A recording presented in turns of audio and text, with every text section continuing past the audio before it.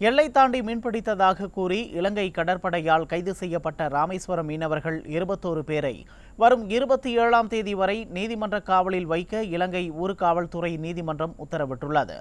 ராமேஸ்வரத்தில் இருந்து 500க்கும் மேற்பட்ட தமிழக மீனவர்கள் கடலுக்கு மீன்பிடிக்க சென்றனர்.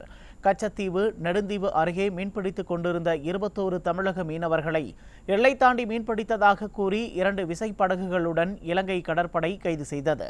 இந்த நிலையில் கைது செய்யப்பட்ட ராமேஸ்வரம் மீனவர்கள் 21 பேரை வரும் 27ஆம் தேதி வரை நீதிமன்ற காவலில் வைக்க இலங்கை ஊர்காவல்துறை நீதிமன்றம் உத்தரவிட்டுள்ளது மீனவர்கள் இடையே அதிர்ச்சியை ஏற்படுத்தியுள்ளது.